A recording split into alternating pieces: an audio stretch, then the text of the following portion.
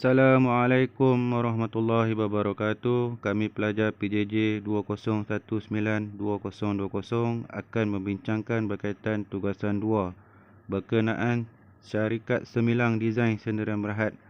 Jadi, jom kita lanjutkan perbincangan ini. Assalamualaikum dan selamat sejahtera. Okey, pada hari ini sebelum tu saya mengenalkan diri saya dulu. Saya Muhammad Fazlan bin Abdul Majid. Nombor kad matrik 267483. Jadi pada hari ini saya akan menceritakan pengenalan syarikat kami, iaitu syarikat Semilang Desain Sendirian Berhad.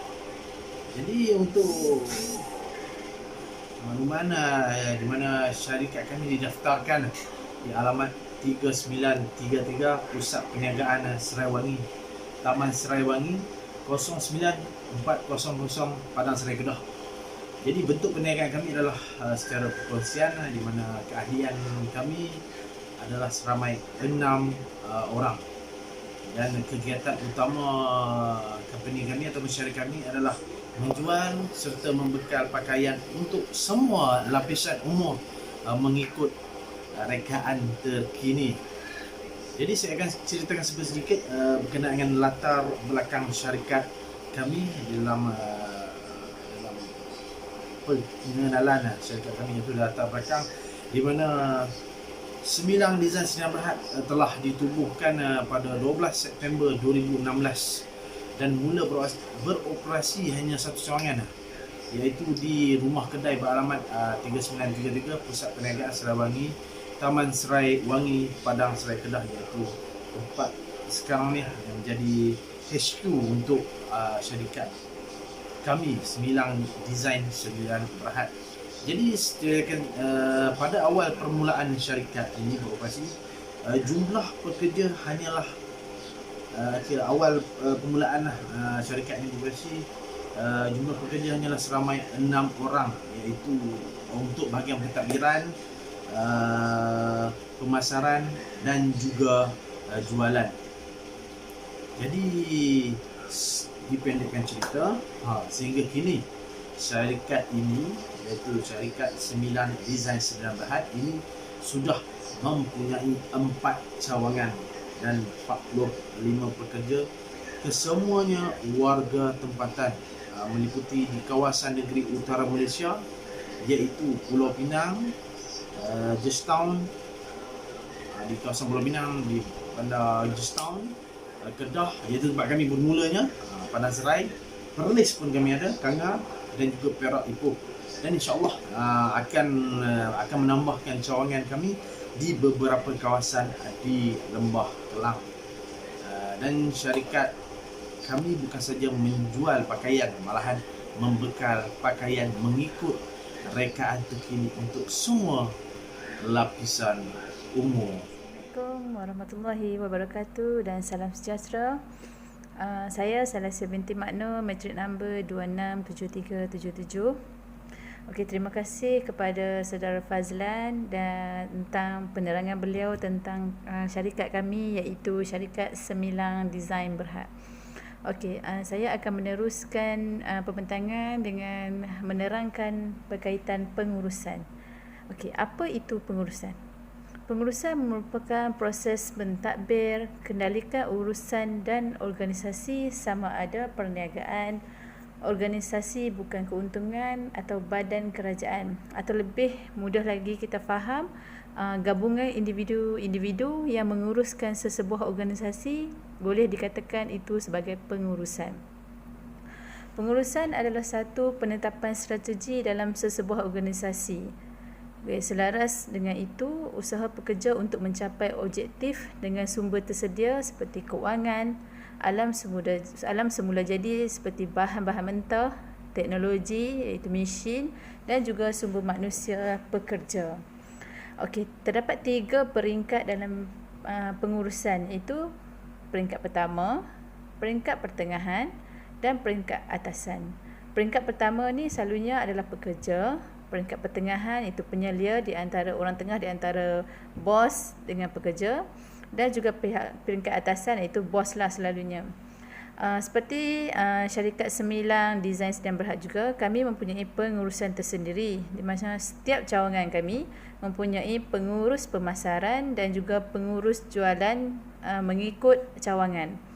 Okey, terdapat beberapa ciri pengurusan, iaitu sumber manusia, di mana pengurusan ni boleh dikatakan salah satu faktor kepada pengeluaran bersama yang melibatkan tanah, buruh, modal, kerana bila perindustrian meningkat, keperluan pengurusan juga turut meningkat. Okey, ciri pengurusan yang kedua adalah berorientasikan matlamat.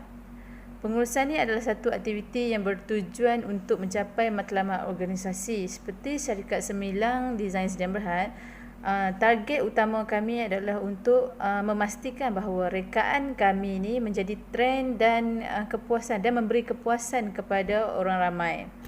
Okey, ciri-ciri pengurusan yang ketiga adalah daya integriti, di mana pengurus perlu menerapkan pengetahuan, pengalaman untuk mendapatkan hasil daripada pekerja. Ciri-ciri pengurusan kita yang keempat adalah sistem autoriti. Pengurusan sebagai pasukan pengurus mewakili sistem autoriti, hierarki, perintah dan kawalan. Pengurusan di pelbagai peringkat mempunyai tahap yang berbeza-beza mengikut kuasa. Ketika kita turun dari hierarki pengurusan, tahap kewibawaan kita akan semakin berkurangan. Kesimpulan yang saya dapat buat ialah pengurusan adalah penting untuk kehidupan yang teratur dan perlu untuk menjalani semua jenis pengurusan. Pengurusan yang baik adalah tunjang belakang seorganisasi yang berjaya. Sekian, terima kasih. Assalamualaikum. Saya Salma binti Makno, nombor matrik 267378. Hari ini saya akan menerangkan berkenaan dengan organisasi. Okey, sekarang kita tengok apa itu organisasi.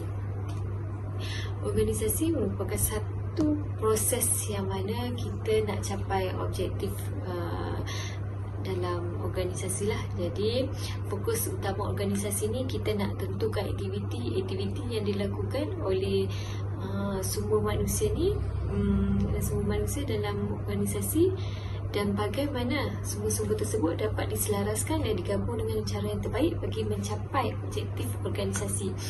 Maksudnya dalam syarikat Semilang Design Sdn Bhd yang telah kami tubuhkan, organisasi kami akan bekerjasama untuk mencapai objektif yang telah atau matlamat yang telah kami tentukan. Seperti matlamat kami untuk mencapai keuntungan, setiap jualan yang kami lakukan. Okey, seterusnya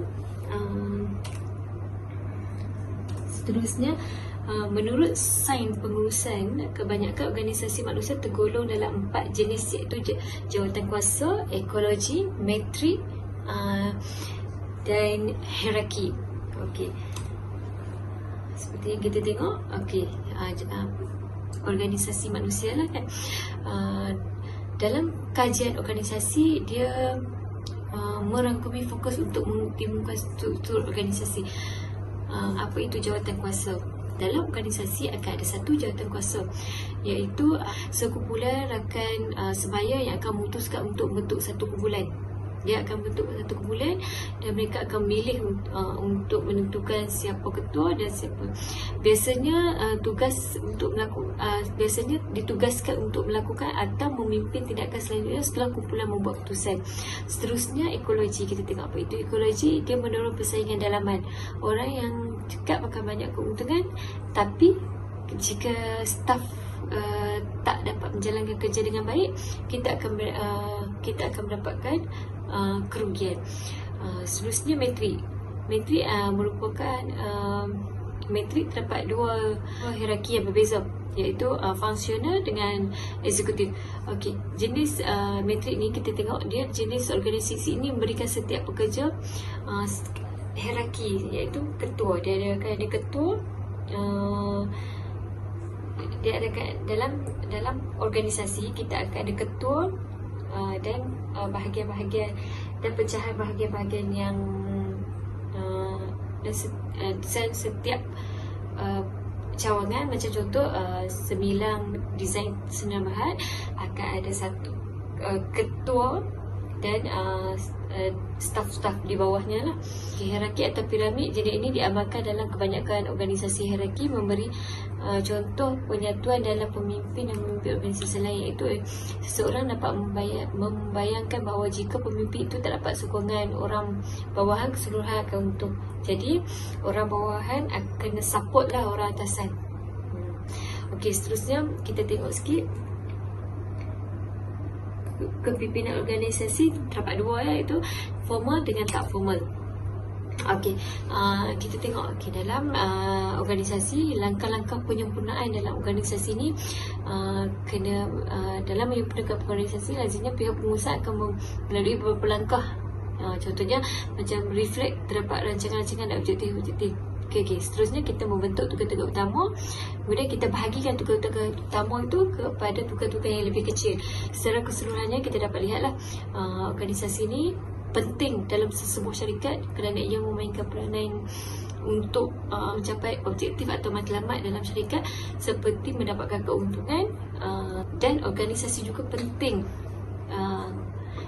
selain daripada kita nak capai objektif yang telah ditentukan oleh syarikat, kita juga dapat membentuk satu syarikat yang boleh berjaya dan membentuk kita punya staff tu dapat melakukan kerja dengan lebih efektif lah. Sekian, itu je daripada saya. Terima kasih. Bismillahirrahmanirrahim. Assalamualaikum dan salam sejahtera. Sebelum saya lanjutkan ke bahagian misi, visi dan objektif syarikat, saya ingin memperkenalkan diri saya dahulu. Saya Muhammad Azrul Effendi bin Ali dan nombor metrik 267477. Seperti mana yang sudah kita maklum, sesebuah syarikat memerlukan visi, misi dan objektif bagi mencapai suatu matlamat atau target yang telah ditetapkan.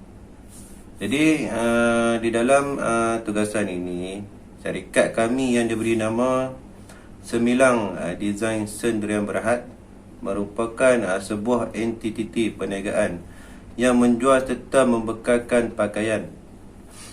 Jadi di sini saya akan menerangkan apa yang terkandung di dalam misi, visi dan objektif syarikat.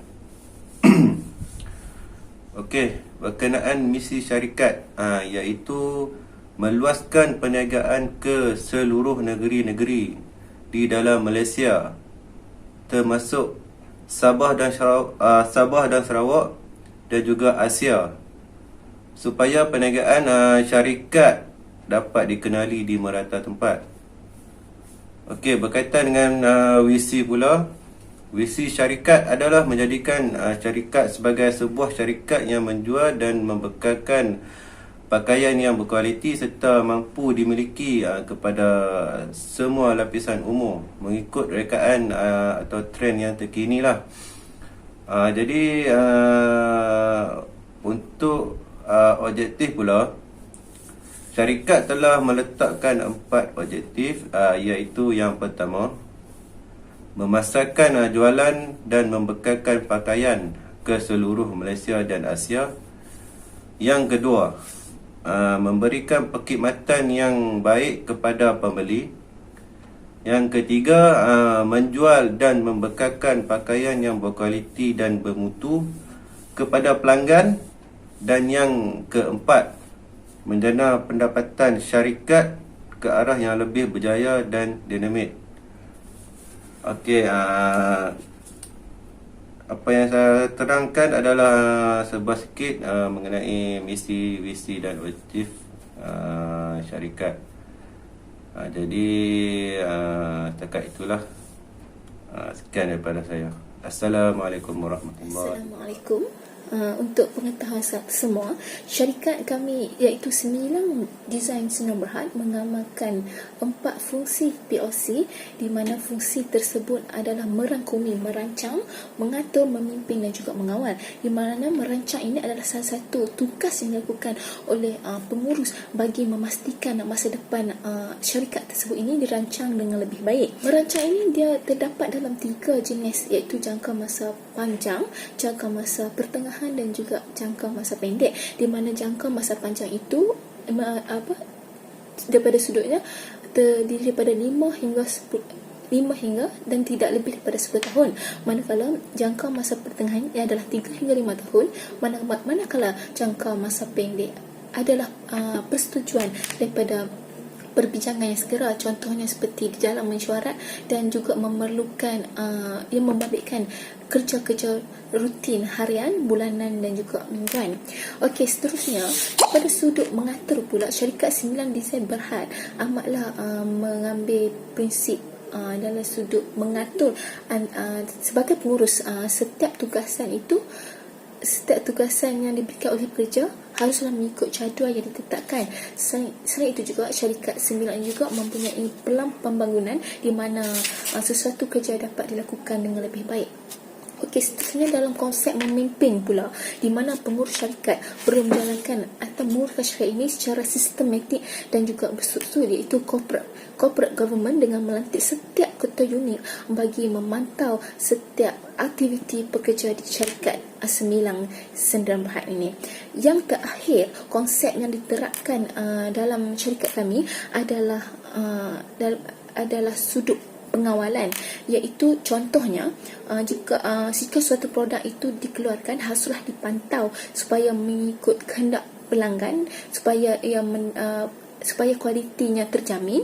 Di samping itu, ia dapat mengawal aktiviti dengan lebih baik, di mana kita boleh mengawal dan juga memantau hasil yang diperoleh itu adakah sama dengan pencapaian yang kita rancang sebelum ini.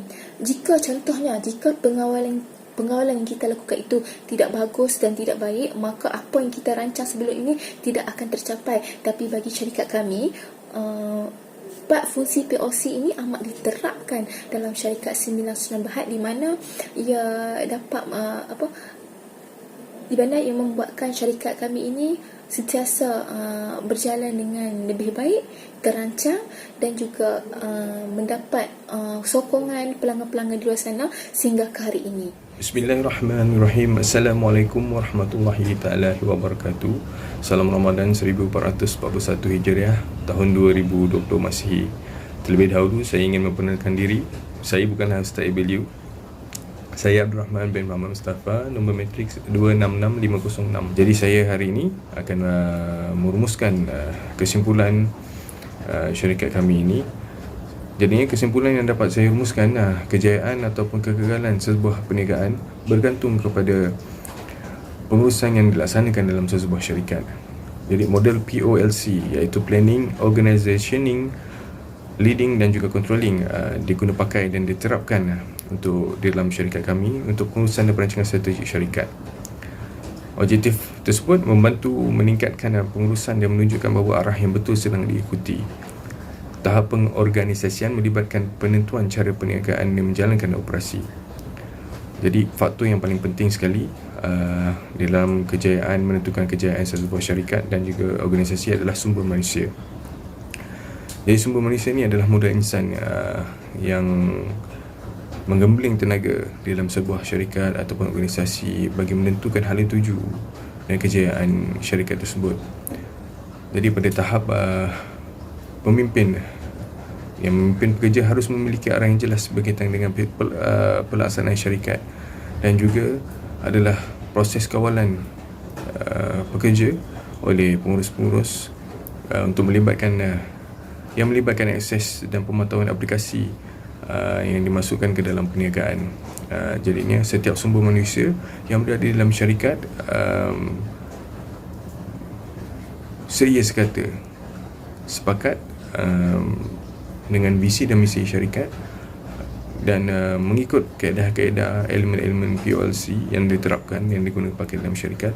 yang menentukan kejayaan syarikat Sembilan Design Sdn Bhd yang telah melebarkan sayapnya di dalam negara, dan tumpuan kami selepas ini sudah semestinya adalah untuk memecahkan pasaran, melebarkan sayap di peringkat Asia dan juga di serata dunia. Sekian, terima kasih. Assalamualaikum warahmatullahi wabarakatuh.